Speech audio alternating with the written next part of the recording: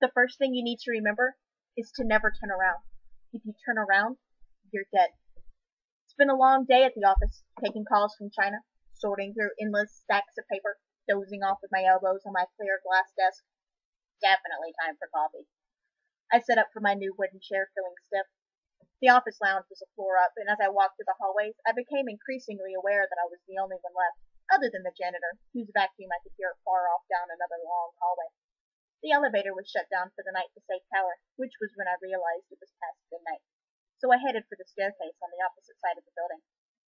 The first indication is silence, palpable and thick. Sipping on my coffee, I became increasingly aware of the silence. The city never sleeps, and I know that on my drive home I'll still get caught up in the bright lights and taxicabs. But in that small pale blue room with fake granite countertops and a fridge, which even then was devoid of a buzz, was supremely silent.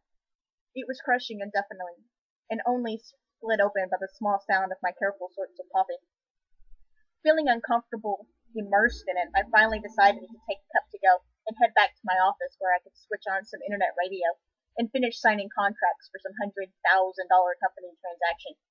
The janitor was gone about halfway into my work, but I knew that through the web of security cameras, there was a room where two fat men with bags of chips were watching my nightly progress and conversing about their wives, or the latest Playboy centerfold, or maybe even both.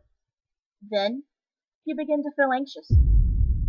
The city is as bright as ever that night, and even at 1 a.m., people line the streets between bars and clubs. My phone rings. It's my wife. Hello?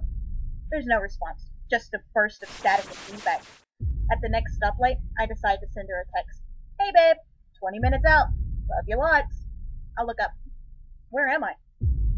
The city, which was familiar, had become a maze of concrete and steel. A forest in which I was hopelessly lost. My pulse quickens and my hair stands on end. I keep driving. It gets warmer in my car, and the space on the back of my neck begins to itch. I think I'm breaking out on my cheeks. I pull up to another stoplight and decide to check my sanity. I pull down the mirror and see my red face beading up with sweat.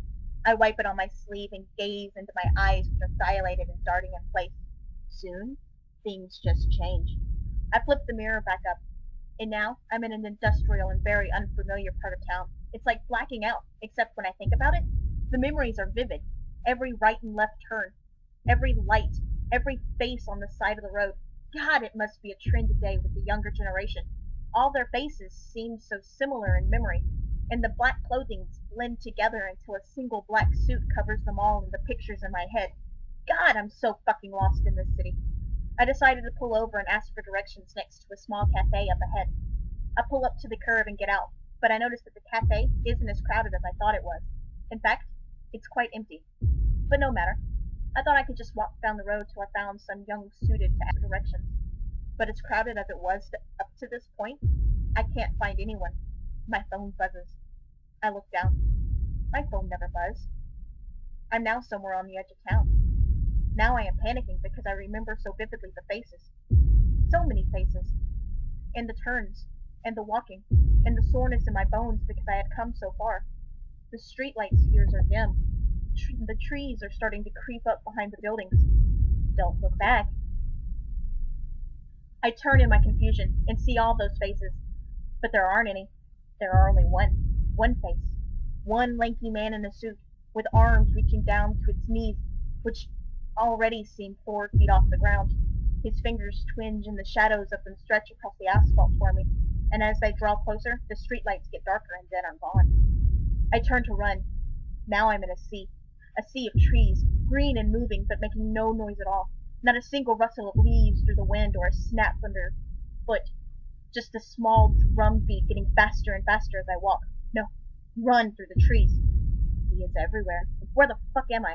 Where is he? I can feel him looking at me from every single direction, but he is swallowed by the darkness, and all I can hear is my heartbeat and the hum of the wind as it passes through my hair by my ear. I keep telling myself to never look back. Don't even hesitate. Keep moving.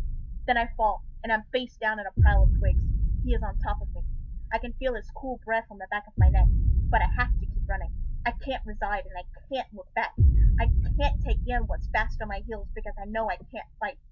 Soon, you will find the messages. I'm losing my breath. My lungs are bleeding, I can swear it. My heart has become less of a drum and more of a vibration in my chest. That's when I noticed the warm wetness on my arm, and there, inscribed in my forearm and burning, "Keep running." I remember writing it. I remember seeing him in the woods ahead and frantically writing it with a twig.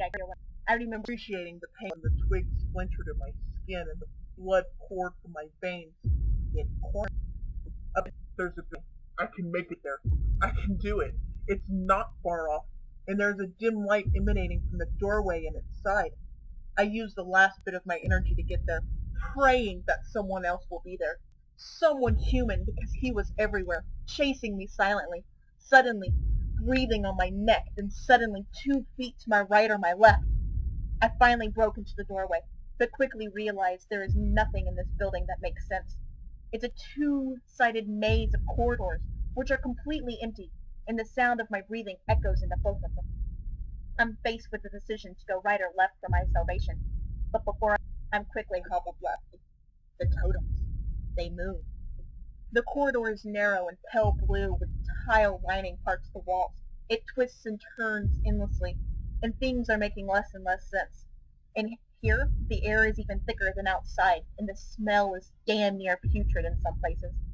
I think I could hear rats scurrying in the shadows where the lights don't reach. I can see a small wooden chair, a bit out of place, and it looks antique and clean, contrasting to the overall dinginess of the labyrinth. It is just about a perfect chair except for one small detail, an S painted roughly in black on its stool. He's still behind me, his lanky arms reaching for me. I look down at my bleeding wrist and the message still reads clearly, "Keep running." Soon, I reach an off stretch where the lights are dim and stop at the end of an odd rectangular room. I'm cornered. I'm alone with him. I buckle at the knees, staring at the dead end, and begin to claw my way into the farthest corner. Tears stream down my face, and I make the mistake of blinking them away when I look up, and again it's before me. That antique chair with the black S sits in the corner of the room. The last thing you need to know is there is no escape. You must give in. You must give yourself over in resignation. If you don't, the nightmare will continue, and the blue walls will swallow you up. I'm broken and hopeless. My bleeding arm is wrapped around the back of the stool when my body slumps over onto the ground. A familiar noise enters the room. It's the same feedback from the phone when I thought my wife called. Except my wife never called me, and my phone never rang. It was him. It was always him. All those people were him. The janitor was him. The coffee lounge was him. This room is him. And this chair, the same chair in my office, is him. He is everywhere. He is divine. He is reaching down for me now. My eyes are moving up to him now. He's breathing on me now. I'm staring at him now. He has no eyes, but I feel him glaring. No nose, but I can tell he is sniffing. No mouth, but I know he is screaming. He is like staring into a black hole. He almost seems to rip away your soul. He is nothing but everything, there and not. And there is only one thing I can say about him without a doubt. He is very tall and very slender.